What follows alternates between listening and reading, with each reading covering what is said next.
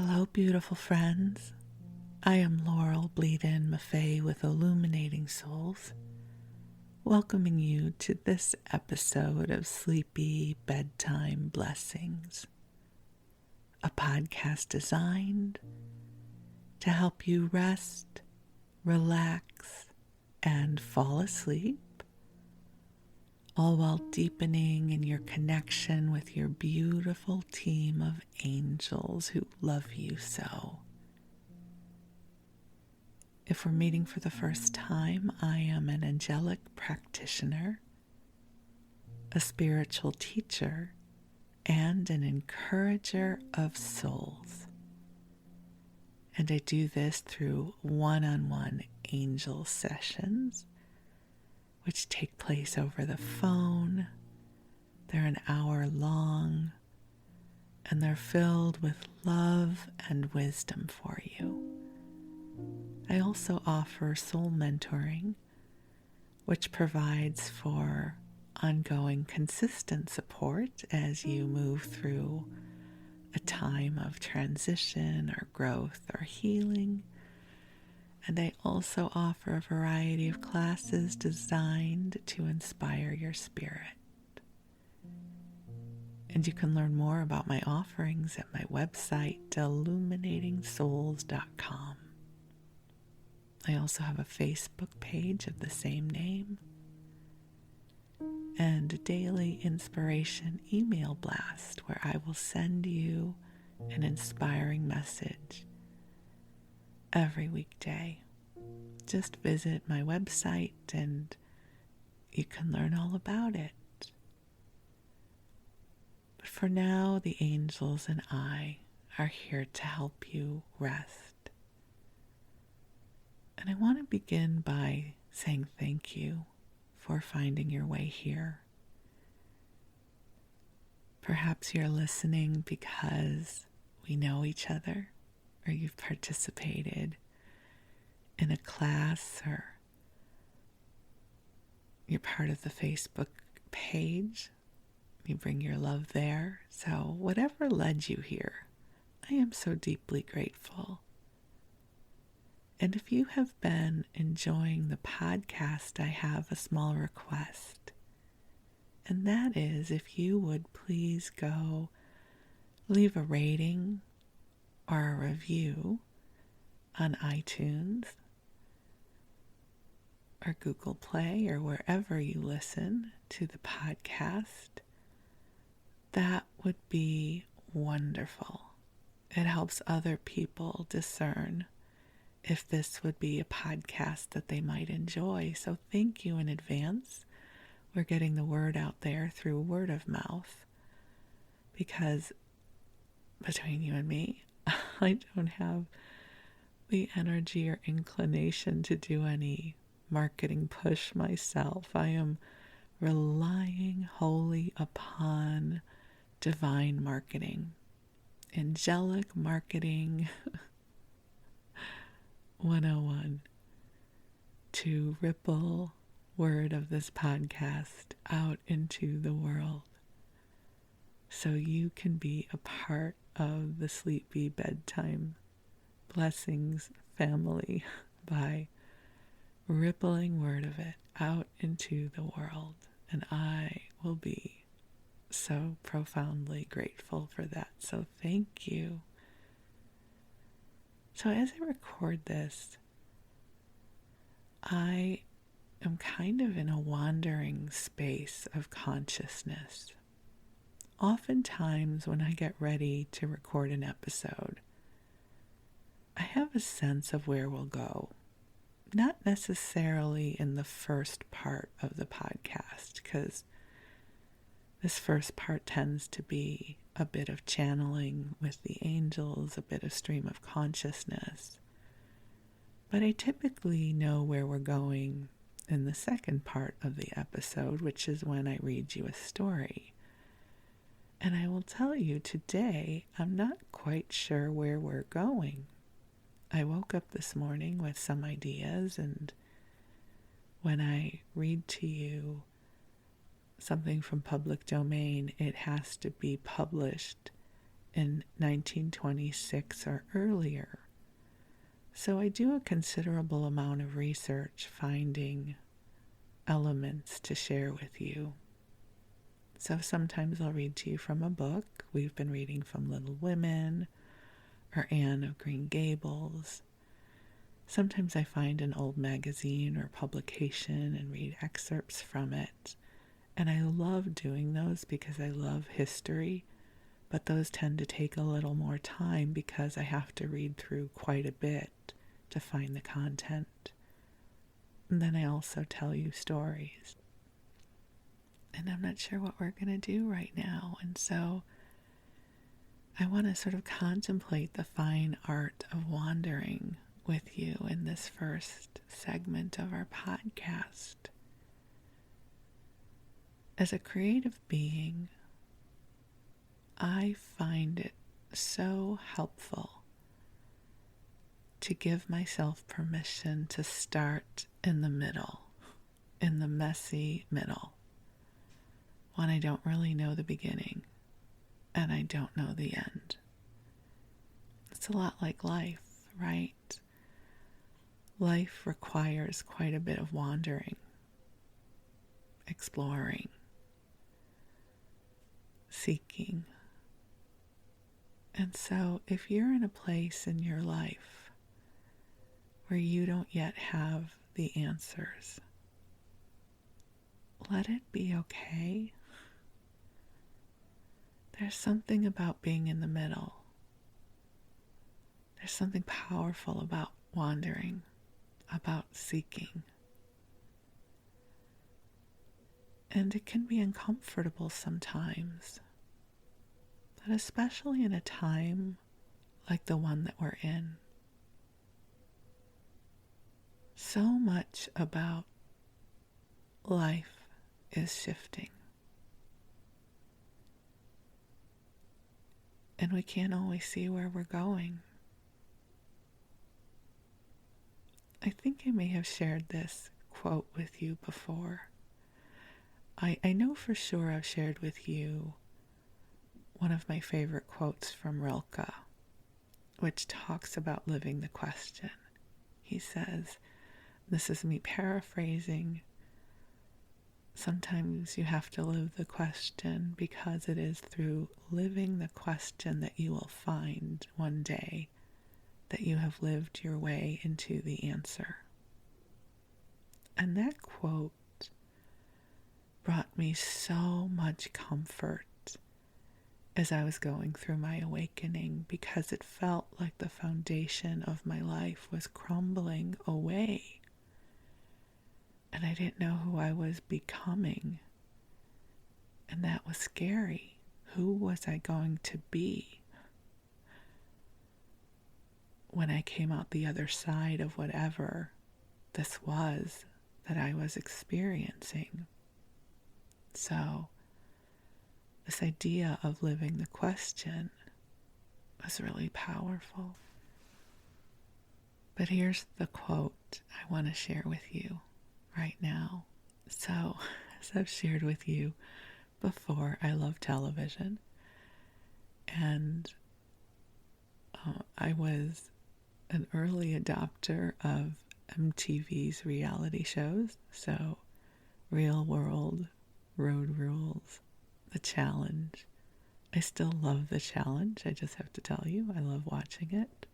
And one of the things that's so cool about having watched these shows for so many years is we get to watch people evolve, right? They start off in their early 20s and they're wild and they're just starting out their lives, and by now a lot of the people on the challenge have been on the challenge for many, many years, and we have seen them grow and evolve. And one of the people on the show is CT, and he's larger than life in terms of his personality, and he started off as a really wild kid, and he's grown up to be quite an interesting guy over the years. And part of his journey was that he was in love with another person on the show who passed away due to cancer.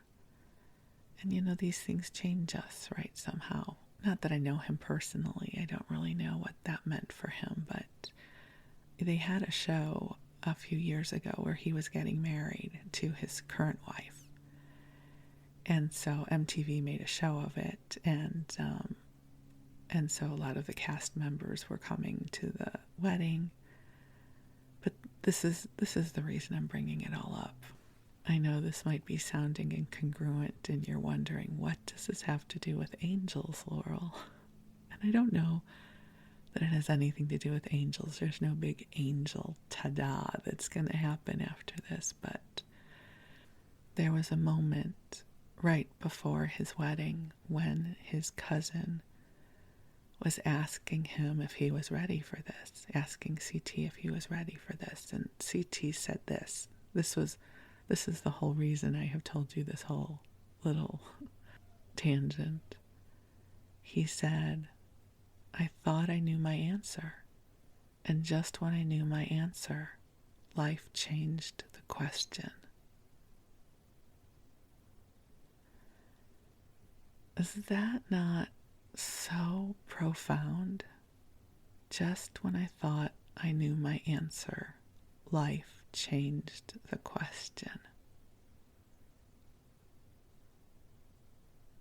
And I almost had to stop and breathe when I heard that. And from CT of all people. I loved him from that moment on. I was like, you know what? There is something more to this man than we have seen on reality television. That was a very wise reflection. And I think for so many, we struggle when life changes the question because we wonder, what did I do wrong? What do I do now? Who am I? Who am I becoming? What is life asking of me? And so these moments of starting in the middle of anywhere, just starting somewhere, even if we're not sure where we are, that we don't have to know the beginning. We don't have to know where we're going. That somehow, if we'll just start somewhere, something will be born as a result. And I was thinking of that as I was getting ready to record this podcast episode, because I didn't have a clear vision of where we were going to go. I'm fortunate enough that I have been teaching for a really long time now. I think I'm in my 16th or 17th year. And I've come to learn to trust the flow. Although, I will tell you that when I feel like I don't know where I'm going, I can get a bit panicked. There have been many instances when, especially when I used to teach classes in the evening, and my husband would come home from work and I would be getting ready to teach my class, and I would be in a kind of a panic, and I would say, I got nothing. I got nothing. I have no idea what I'm going to talk about. And usually that was because in the class I was channeling. And as a channel, I often do not know what is going to come through. So in those moments as Laurel, I felt disconnected, and I thought, am I going to have something interesting and helpful and light-filled to share with the people I'm going to be getting on the phone with in 15 minutes? And my husband is a bit of a wizard. Although, don't tell him I told you that. He really knows stuff, but he doesn't know that he knows stuff. So as soon as I would say, I got nothing, he would start bringing forward something. And he will never remember what he says when he does that. But he would almost always bring forward some kind of delicious, spiritual nugget of wisdom that would wind me up and feed the stream that I was going to be plugging into when I taught. And so that happened quite a bit back then, not so much anymore. But this morning, because it's morning as I record this, I'm really feeling in the middle of stuff. Not stuff in a way that feels heavy, more like I'm living the question. And maybe my answers aren't as relevant because life is changing the question. And that there is merit in giving myself permission to wander and explore and flow into streams of consciousness, co-creating with life, to see where it takes me. So maybe you're experiencing this too. So as I went to record this episode, I just took a deep breath and I said, okay, angels, let's just wander. That I give myself permission to wander and ramble and bring love forward and keep you company. That it's okay to not always know our destination ahead of time. We don't have to plan it all out. Whether it's a podcast episode or whether it's life in general, I support you in giving yourself permission to start in the middle, the messy middle, and wander. Wandering is a skill. It is an art form. And there have been times in my life where I have enjoyed wandering more than others. But for now, let's invoke that part of us that can derive pleasure out of wandering, because part of wandering is the ability to be present in the moment, to wander and discover something new that you haven't seen before, or seeing something through new eyes. Wandering evokes discovery. There's a piece of prose that I wrote for a poster that always does well on my Facebook page whenever I share it. And it says something along the lines of, wander the world with an open heart and let the universe love you. And then there's another prose that says, we are meant to wander this world like children do, with open hearts and a sense of discovery. I have paraphrased both of those pieces of prose, but that's the spirit. So we're going to wander together a bit here in this episode. The angels and I are going to keep you company as you rest. We're bringing waves of love to you. So I invite you to take a nice deep breath in, allowing the love of God to stream to you now. And allow your body to rest and relax and grow heavy. You have permission to drift off. I promise not to share something so important that you have to stay awake. And I'm going to call in the angels, even though they are already here. But I love the ritual of inviting them in. So beautiful angels on high, I invite you to join us here. And I know that you are already here. I invite you to bring forward waves of love to each of our beloveds listening here. Angels, I ask that you clear any old energies, any old patterns of consciousness we no longer need to embody, especially those patterns of not enoughness, of fear and worry that we don't need to carry within us. I ask that you clear this through the heart of God.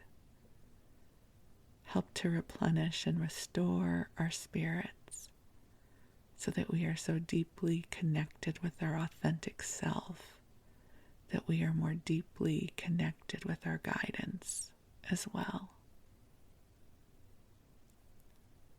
And dear ones, just take a beautiful breath in, and I feel such glorious, beautiful energy coming in for you right now. This energy feels hopeful. It feels bright. It feels like it is here to nurture you and encourage you. And there's nothing you need to do right now other than to receive.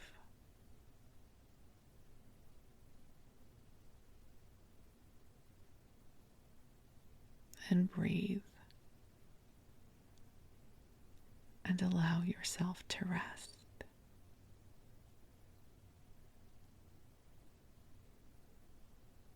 And the angels say thank you for making space for this.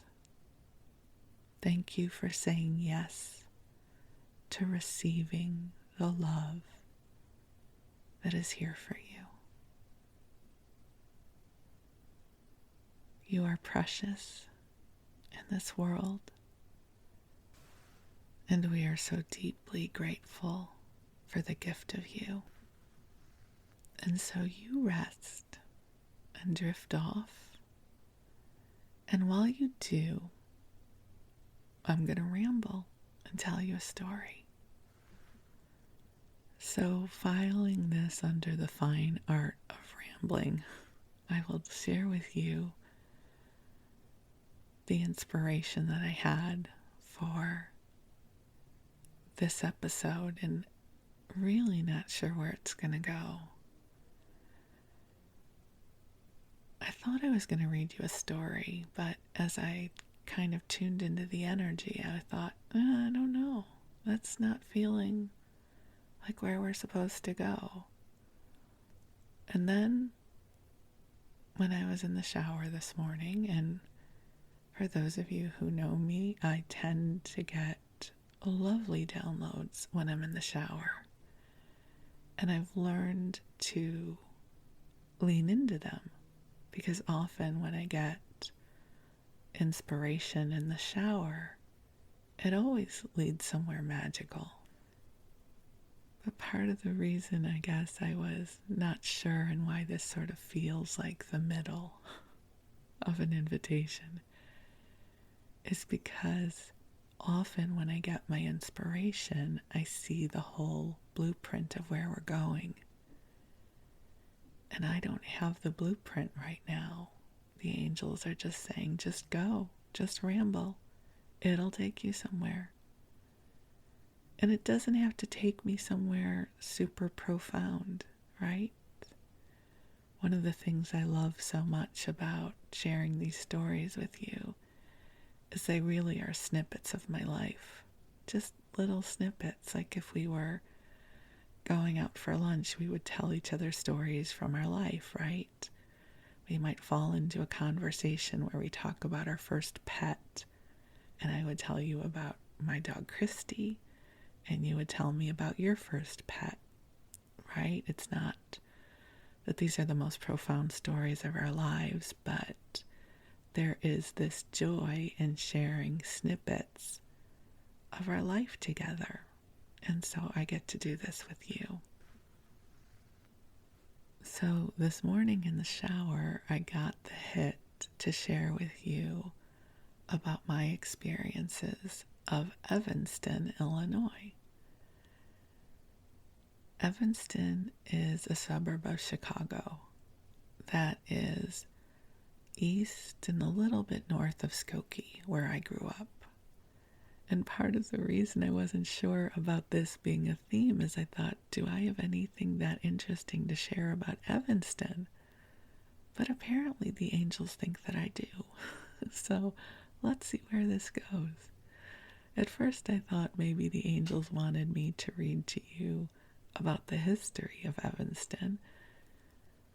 But as I was reading the history of Evanston, nothing about it inspired me. It was founded by Methodists, so it was a Christian township, and it was a dry township, so temperance was a big deal there. It is where Northwestern University was founded and still resides. But Evanston has evolved a lot since its beginnings in 1858 or so.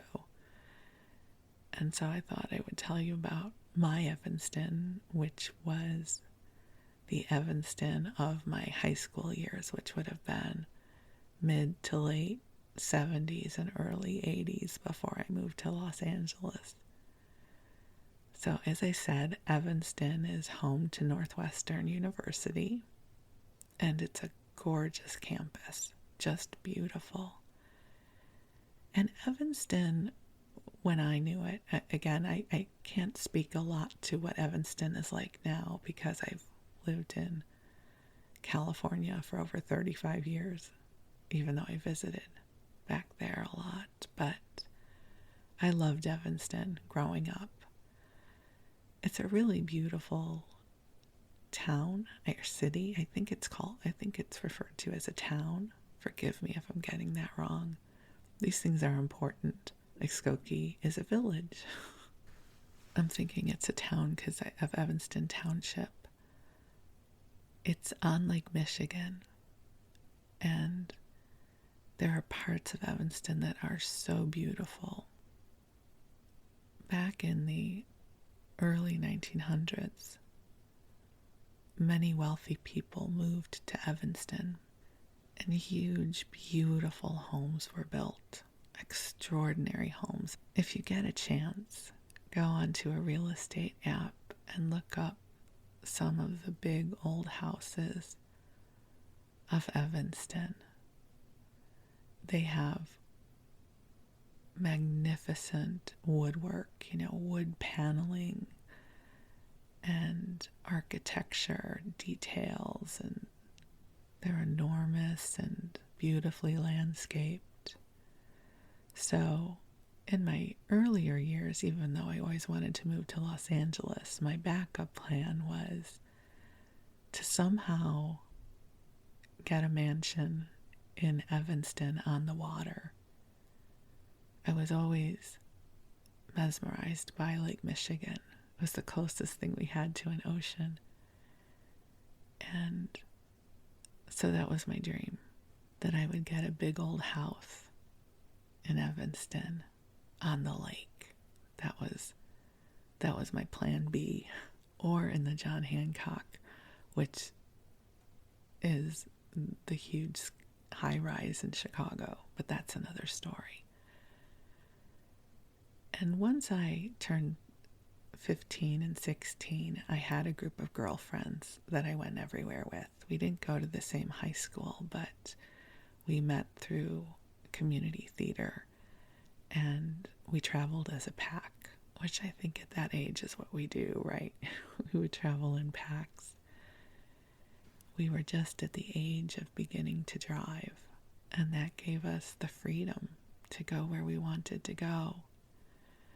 So a typical summer day for us would be to go to the beach in Evanston, and we would pack food because food was a big deal for us back then.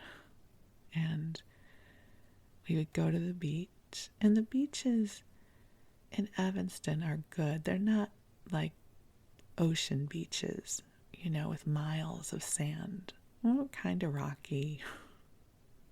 Some dead fish sometimes. But it was our version of the beach. It was all we knew. And we would go there.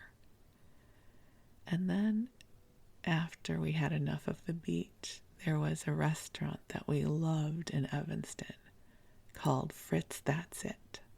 If you're from the northern suburbs of that generation, you will likely remember this restaurant, Fritz. That's It. That was actually one of the tangents I was contemplating exploring with you, because I started thinking of Fritz. That's It, and they were part of the Let Us Entertain You restaurant chain.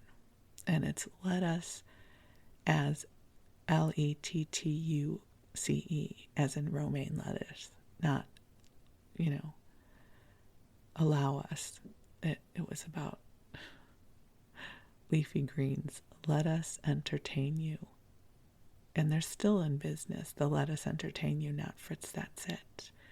Was founded by a restaurateur, Rich Melman, and he was famous throughout the Chicago area for his over-the-top restaurants. And Fritz. That's It was one of them. So, Fritz. That's It was known for huge portions of whatever the food was. And this enormous salad bar. Enormous.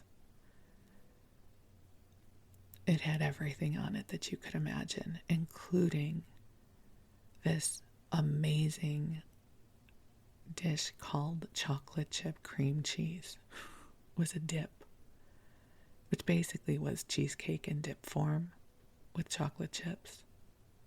And they also had delicious, decadent French onion soup.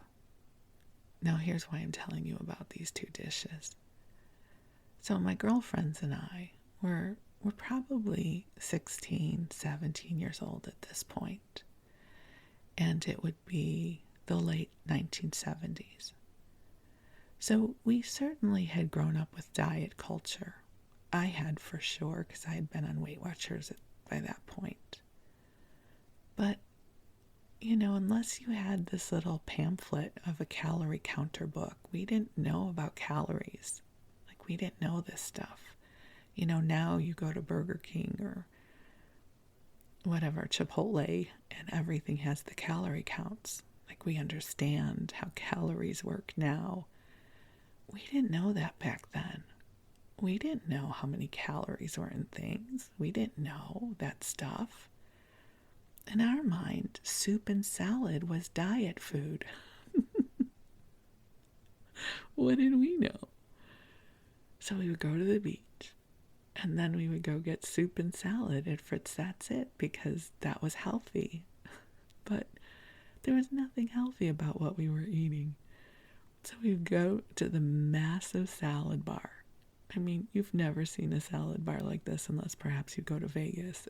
It had everything on it. And we would pile our plates high with everything. And dressing, of course, right? Because if you're going to get a ginormous salad, it requires a lot of dressing.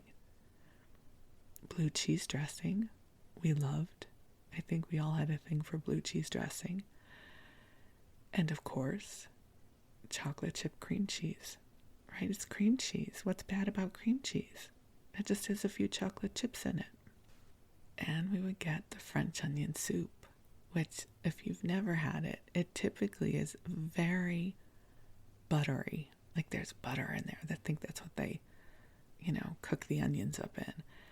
And it's served in a tureen that is hot because they have to put it under the grill to melt the cheese. So you've got this very buttery, decadent French onion soup, and then they put a piece of toasted bread or a crouton on top of the soup, and then a huge amount of cheese, high-fat cheese like Gruyere or something, because it's going to melt. And then they put it under the broiler. So they bring out this tureen of French onion soup with the crouton and at least a pound of melted cheese. Because it's Fritz, that's it. And everything's over the top. So my girlfriends and I, we would go to Fritz, that's it, and get French onion soup and the salad bar and think we were having a balanced meal. I just laugh about that now. And there were times that we would order the French onion soup without the crouton because, we shouldn't have bread. Hold the crouton. But give me a lot of that chocolate chip cream cheese. We didn't know. I'm glad we didn't know because we really enjoyed our food back then. And then we would roll out of there. I just remember these massive plates of salad, which if it had only been vegetables, that would have met the criteria with maybe a little bit of protein, but that's not how we ate our salads back then. We piled it high with everything and dressing.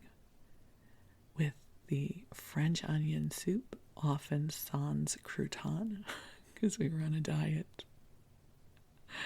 And so part of my Evanston memories were all those meals at Fritz, that's it. And Evanston also was a place that I would daydream about. I don't know how many of you were daydreamers or are daydreamers. I've always been a huge daydreamer. And I would often daydream because it would help me disconnect from whatever was happening that I found difficult. And it didn't necessarily have to be something traumatic. I could be sitting in algebra class. I didn't want to be there. So I would launch my consciousness somewhere else. And one of the things I loved so much about Evanston was the lake, being near Lake Michigan. And on some of the parts of Lake Michigan, there are rock walls, like boulders that had been put in place to keep the lake from eroding the shore. And there are certain places along the shore where you can just go out and you sort of have to be a bit nimble, which I was much more nimble back in the day, and you can climb onto the rocks and find a place to sit and just watch the lake. And it was always so beautiful. So often when I was somewhere I didn't want to be, like algebra class, in my mind, I would go visit the rocks in Evanston. And I would just imagine going out there and sitting and thinking. Sometimes in my imagination, a friend would meet me there. And now that I understand more about meditating and our mystical connections, I think, wow, even back then I was doing this in a way, right? I don't like where I am. I'm going to go manifest myself somewhere else. I'm going to go split my reality.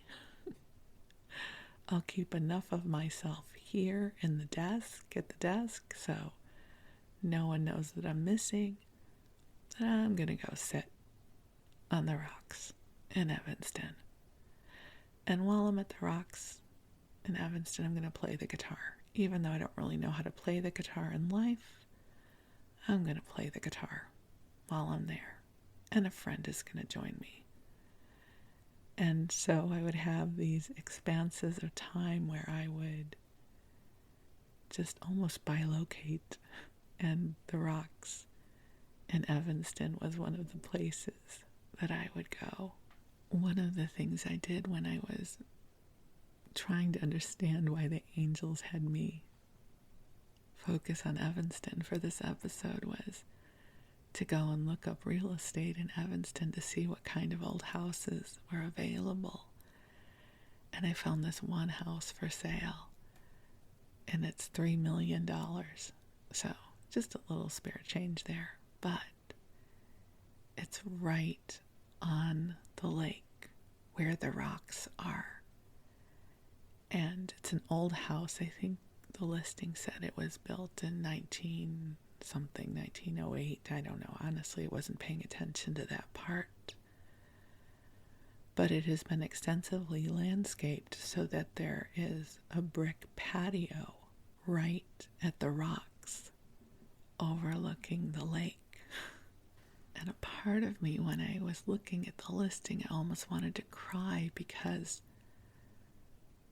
that was the vision that I had for so long. Not necessarily the brick patio, but this dream of a house that was right there at the rocks on Lake Michigan in Evanston. That was my sanctuary. Even if I didn't go there in my physical form very often, I went there a lot astrally, in spirit. And it brought me a tremendous amount of comfort. So I thought that was so interesting to look at that listing. So I thought I would share with you this listing. So let's go. We'll do a little real estate tour. So this house is $3.1 million. It's 4 bedrooms, 2.5 baths, on half an acre. It was built in 1909, so I was close. And it has a 1-car garage. This is the listing.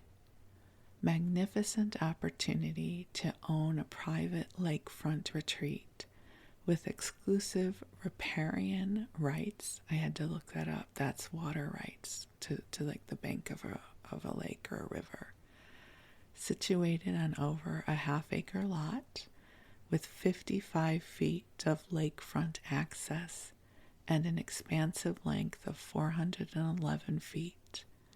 This 4-bedroom, 2.5 bath home is the definition of classic elegance.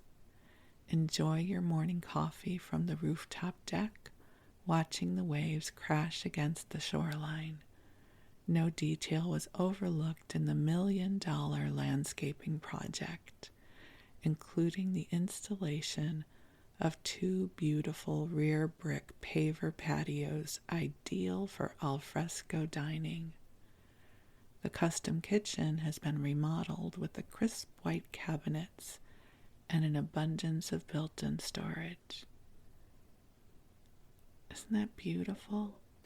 So one of the pictures that just took my breath away was of the backyard. There's some grass and some landscaping and some big rocks overlooking Lake Michigan.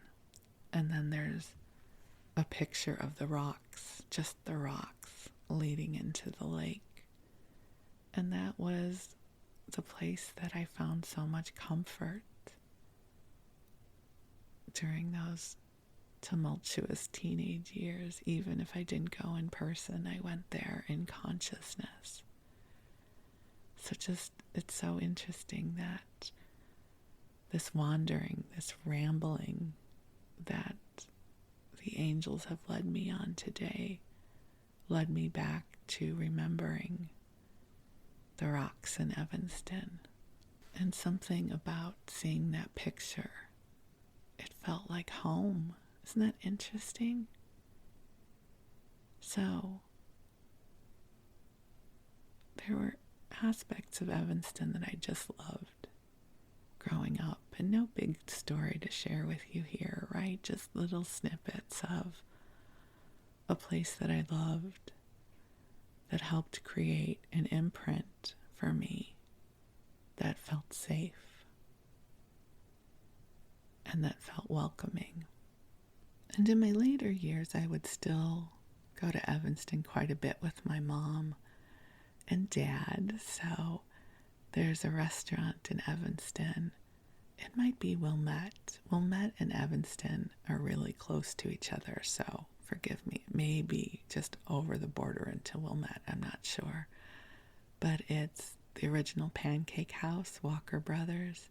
And I think they're part of a chain now, so they may have them in other places. But growing up, it seemed like it just belonged to us, that it was just ours. And it's a pancake house. And my parents loved it. I don't remember going a lot as a kid, probably to take 2 adults and 3 kids to Walker Brothers would cost a lot, and we didn't eat out a lot as a family back then. But as my parents got older and as we kids kind of moved into our adult lives and moved out, my parents would go to Walker Brothers for their birthdays or their anniversary. And so it was always a special treat for them. So when I would come into town, I would get to go to Walker Brothers with them, which was always lovely. My mom always got the blueberry waffle. That was her favorite. And my dad always got eggs and bacon. My dad didn't have many opportunities to eat bacon in life. My mom didn't cook it because in some ways, being Jewish, we didn't eat much in the way of pork products. So my dad got to have his bacon at Walker Brothers. And over the years, and even after my father passed, we would go to Walker Brothers with my mom for birthdays and special occasions. And she would get her blueberry waffle. Oh, I feel like I should go somewhere and have a blueberry waffle to honor my mom. And so that's definitely another one of my Evanston memories, even if it may be in Wilmette, I don't remember. But it's just really close to Evanston. And Evanston also has a lot of really cool shops. It has a rock shop, so long before I knew about mystical stores, there's Dave's Rock Shop, which has fossils and all kinds of minerals and crystals, now that I think that those are super cool. And there was a really awesome fabric store for a long time called Vogue Fabric. And my mom used to make our clothes, not all of them, but she would make clothes for us. And so it was always an adventure to get to go to Vogue Fabric and pick out a fabric in a butterick pattern. How many of you grew up with that? Your moms? And I'm sorry, maybe dad sewed back then too. I think it was mostly women and girls who were in home ec, and we learned how to use a sewing machine. And so we would get to go to Vogue Fabric and pick out the fabric for a new skirt or a blouse. And then my mom would make it for us. I thought that's how it worked for everybody. Or the Halloween costumes. We're going to do a whole Halloween episode, but I do remember getting to go to Vogue Fabric and picking out a butterick pattern for a costume and then getting the fabric for it. Super cool. So I really love Evanston, Illinois. I have a lot of really wonderful memories of it. I haven't been back in years, and I'm not quite sure why I am rambling to you about Evanston in this episode, but since it is a sleep podcast, the threshold for me to entertain you is very low, because hopefully you will be asleep and you will not realize that I have just been rambling about some patchwork quilt memories. about my time in Evanston, Illinois. And if you're having dreams of huge platters of salad and French onion soup mix, I apologize. That just cracks me up. And, being a foodie, I loved their salad bar. I had to go back onto Google and look for some pictures of it, and it was pretty massive. And I'm sure now it would be super easy to find a chocolate chip cream cheese recipe, but remember back then, we didn't have Google. So we would only get to figure out how to make it if they published a recipe in the Sun-Times or the Tribune. It wasn't as easy to gain access to recipes and things like that as it is now. So we coveted the chocolate chip cream cheese on the salad bar.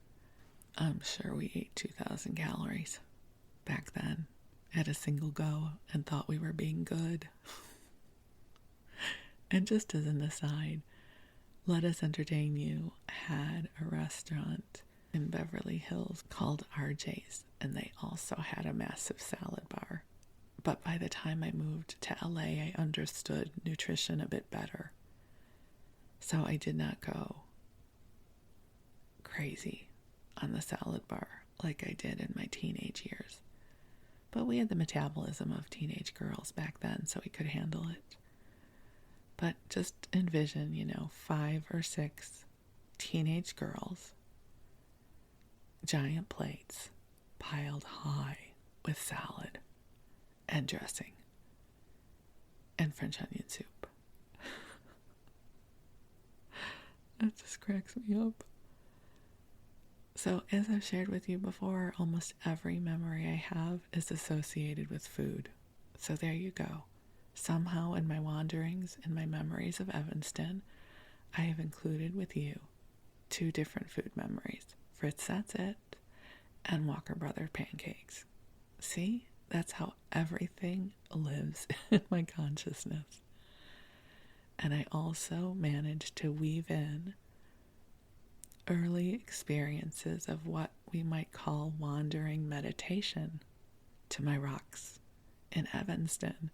When I was somewhere I didn't want to be, I would, in my mind, travel to my rocks in Evanston and sit there and contemplate at the lakefront.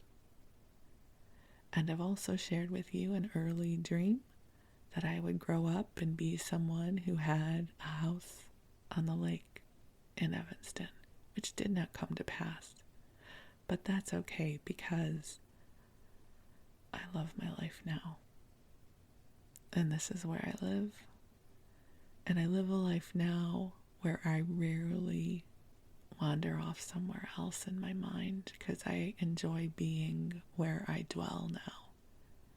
And I have incorporated my beautiful ability to meander through dimensional realities into my profession. So I get to talk to angels and bring forward messages. So these are my ramblings with you in this episode. And I hope something has come forward to warm your heart or amuse you. See, we were in the middle the whole time. We didn't have a beginning. We don't have an end. We've just wandered in the middle, like a conversation we might have if we go out to lunch together. And I tell a little story, and then you tell a little story. Like maybe right now, if we were having lunch together in person, you would be telling me about where you used to go in high school with your friends and what brought you comfort back then. What were the dreams that you were seeding back then? And do any of them still have relevance to you? Like, I don't dream of having a home in Evanston anymore. But I tell you, it made me very contented to revisit that dream today, to look at that house that I read to you about, On a practical side, I will say about that house, I noticed that it has separate faucets for the hot and cold water, which is a plumbing convention of the days of old. That's back when the drinking water came from one source and the hot water came from another. So you had a separate tap for hot water and a separate tap for cold water. And I noticed that they had that in both of the bathrooms, and I thought, oh, I don't know if their plumbing has been updated, because typically when you choose to update plumbing, most people don't want to have a separate hot and cold water tap. You want it to come out of the same faucet. So for $3 million, I'm not sure they have updated the plumbing in the bathrooms. So it'd be a fixer, a little bit of a fixer, if I were to somehow win the lottery and decide to purchase a lakefront home in Evanston, which I'm not going to do. If I were going to have lottery house money, I would definitely stay in California somewhere. But who knows? Do you ever do that? Dream of your lottery house? Where's your lottery house? Where would it be? What would it be like? I love dreaming of that stuff. Every once in a while, I go into one of the real estate apps and I put in, something with acres of property priced over $5 million to see what comes up. Let's all dream of our lottery houses, and maybe one of us will get it. Wouldn't that be cool? And then you can invite me over. Okay, if you win the lottery and you have a lottery house, I am open to an invitation to come over and celebrate at your lottery house. So hopefully somewhere in our family of sleepy bedtime listeners, several lottery houses will be manifested. And for now, I am grateful for the home that we have. I'm grateful for the life that I have. I am grateful to have a life now that I don't have to wander away from very often, because I love being where I am. And I am grateful for all of the memories and the joy and the experiences that I have had that have created the tapestry of my life. And I'm grateful that you allow me the blessing of sharing these moments with you. So that's it, my friends. Ramblings from Vallejo, California, underneath the blanket fort, where we just wandered in the middle of a conversation. Thank you for letting me share it with you. I love you very much. You have a good rest. And if you're not quite ready to go to sleep and you need some more companionship, you can queue up another episode. There are lots of them in the library now. I love you. You take good care, and we'll talk again soon. Thank you.